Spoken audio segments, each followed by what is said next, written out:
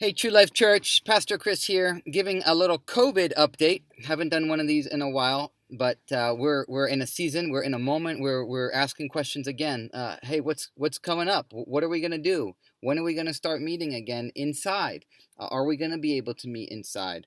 Are we gonna be able to do Sunday mornings together in person? What if we're not comfortable meeting in person and the rest of you guys are? Are we gonna miss out if we're not ready to meet in person yet?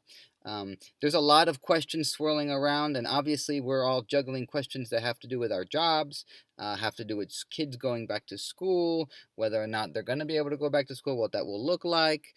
So there's a lot that we're all dealing with and trying to figure out, and there's very few answers. At least, we get an answer, and then that answer changes. Maybe we're getting constant updates from our school system, and so it can be confusing, and it can also be discouraging. I know many people in our church are discouraged for different reasons. Discouraged that we can't meet, discouraged that everybody else is meeting and aren't being very safe. And so some people don't feel comfortable coming out to an outside event because others are not practicing social distancing the way they would like them to. Some people are tuning in every Sunday morning live, and then they're hearing about others who are saying, "Oh, I'm done with the online thing. I don't want to do it anymore." And that's discouraging. People who are tuning in but missing everybody in person, seeing you in the chat room, but not being able to connect with you face to face, that can be discouraging. So there's a bunch of reasons why we can be discouraged. Um, Summertime has always been a time when people are a little less consistent with staying connected to each other, being in life groups. And especially now, that's just been heightened. So life group leaders, ministry team leaders are saying that they're not getting responses from people back as much as they were prior to the summertime. So there's a lot of reasons for us to be discouraged. But you know what? What's funny is that I'm encouraged. I'm encouraged. I feel like I'm mentally a little drained, but spiritually, I'm encouraged. I'm excited. I feel like God is up to something here. I feel like He is leading our church into a new season together, a new season of growth. I don't know exactly what growth means, but a new season of growth. But to get there, we're also going through some pruning. We're going through pruning in our individual hearts. God's showing us some things, and we're also going through pruning as a church. God is moving people around. He's shuffling people around. People are moving out of state. Some people are going to considering going to help other churches plant churches. God is just doing stuff, and it's confusing, and there's very few answers. But I feel like He's up to something here. I feel like He may be showing us a whole new way of doing church together, and a whole new way of helping each other grow and also reaching the surrounding community. Now, that said, let's just talk a few practicals here. By the way, my wife and I are going to do a longer version of this on August 23rd when we come back from our vacation. We're starting a vacation Saturday. You're not going to be able to reach us, but we'll be back the following Sunday, August 23rd, and we're going to do an extended version of this, just talking about the question, uh, what does it mean for us to build community in this next season together? But I want to share a few things right now. Here's what we got going on, and then some unanswered questions, and then I'm going to give you 7 things that I'm asking you guys to embrace or do right now. Okay? First of all, what do we got? We've got life groups that are still meeting. Some of them have taken a pause for the summer. Others are still meeting. Some are meeting in person. Some are meeting online. They're choosing which one they are comfortable doing. We're not mandating either one. Some of them are experimenting with a combination of both Zoom and then meeting in person.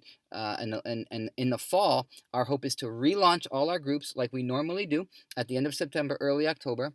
But this year, what we might do this fall, and this we haven't done this since before we launched as a church in 2013, but we're considering having all our life groups go through the same study or same focus together, just kind of talking about the season that we're in, talking about what we're all wrestling with, and just trying to be on the same page in that regard, because it's a time when we're not on the same page, when we're scattered and we have different opinions about COVID and social distancing and whatnot. Well, this is a one way for us to be united. So we're considering that. We're not sure, but that's one thing. Our youth is meeting in person on Thursday nights. We have online prayer on Thursdays. We might go to an additional in-person prayer time on Thursdays. So have online prayer and in-person prayer at the same time. Might do that starting in September. We've got live events happening. We are outside live events, outside in-person events that we've been doing. We've done 3 so far. We're experimenting, and we're going to continue to do these through the end of September, at the least. Outside in-person events for those who are comfortable coming out to that. And again, we're experimenting. We're doing worship and baptism. We did a worship and communion. We did a communion and cornhole. We've got a couple other things that we might be trying through September, and you'll hear more about those things. But we also know that some people are not comfortable coming to those, and we know that some people have tried coming to those, but then have said, I don't. People are getting a little too close to me. I don't know if I'm comfortable going back. So we're actually going to start to be a little bit more organized, systematic, with bracelets, red, yellow, and green bracelets, to be maybe just more clear indicators of where people are at, so we know to keep our distance, and hopefully just respectful of each other, and maybe we'll end up seeing each other more.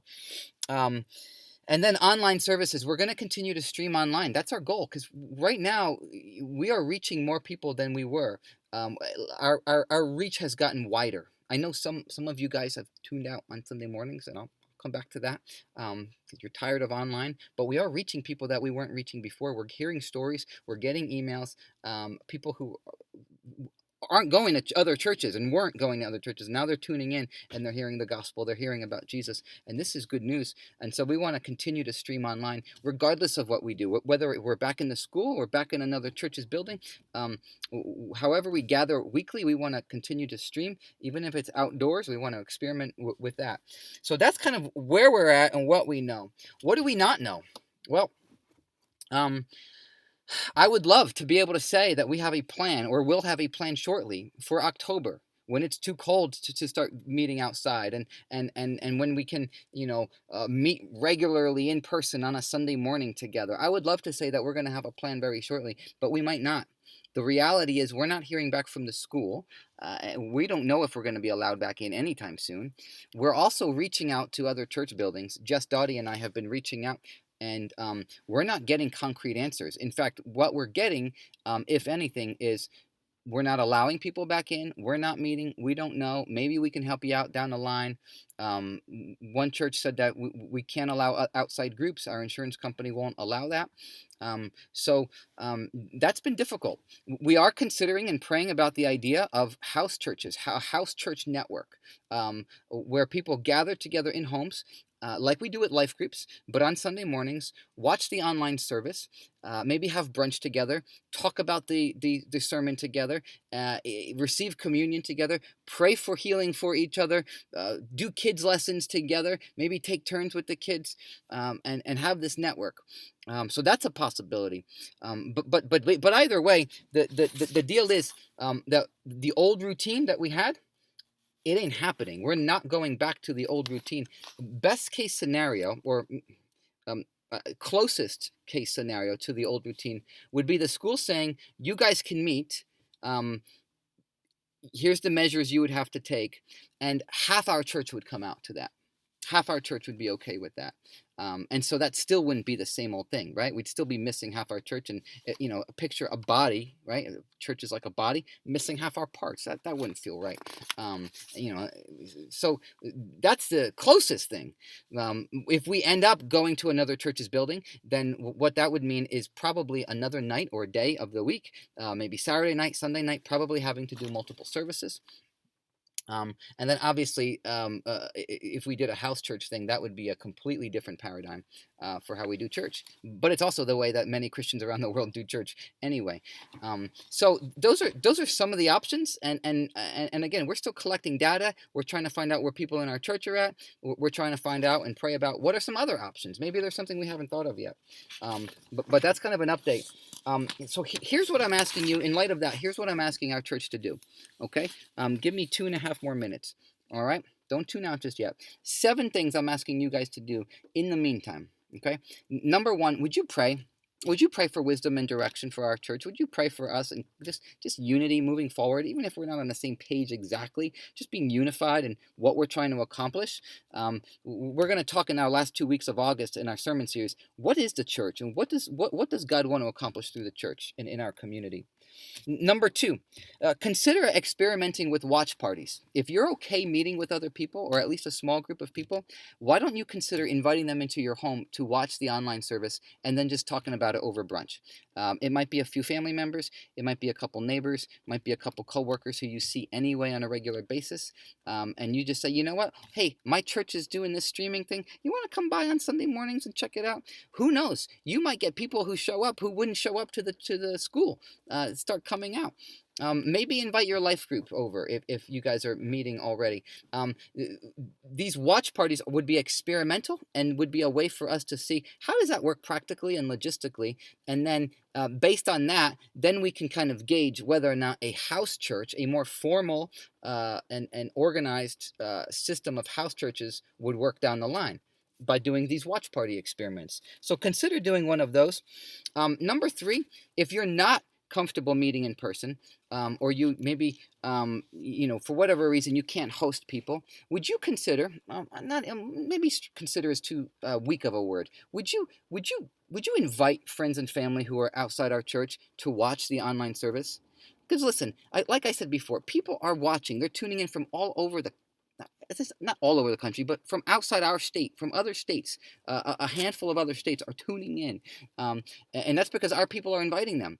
What if you invited them? I know some of you are like, I'm sick of online. That's fine for you. Okay? I know, because compared to what we used to have, I know it's a big difference. I get it. But what if we were just saying, you know what, Lord, I want to be faithful with where we're at. And like the Israelites, if you know the story, moving from Egypt into the promised land, they had to go through a desert time. And a lot of them spent a lot of time grumbling and saying, let's just go back to Egypt. I want to go back to Egypt. I want to go back to the way it was. Well, let's not be like the Israelites. Let's be faithful with the time and the moment we're in right now. And one way we can do that is to say, you know what? I've got friends and family members. Hey, why don't you guys tune in to my church's online service, and we'll meet you in the chat room and have a discussion. Number four, if you are comfortable coming to an in-person event, um, that's awesome. Be aware of the fact that not everybody is comfortable coming out. That doesn't mean that they don't care about community. We've got people tuning in every Sunday morning, but they're saying, I'm not ready to come out to an in-person event yet. Be respectful of that, number one. Don't jump to conclusions, number two. And number three, if somebody dips their toes in the water by coming out and saying, yeah, I'm going to go try it, don't get all up in their grill. Be aware that some people at an outdoor event are not comfortable being there yet. They're dipping their toes in the water. Be respectful. We don't want to drive away half of those people at the next event because not enough people are being respectful of social distancing wishes. Number five.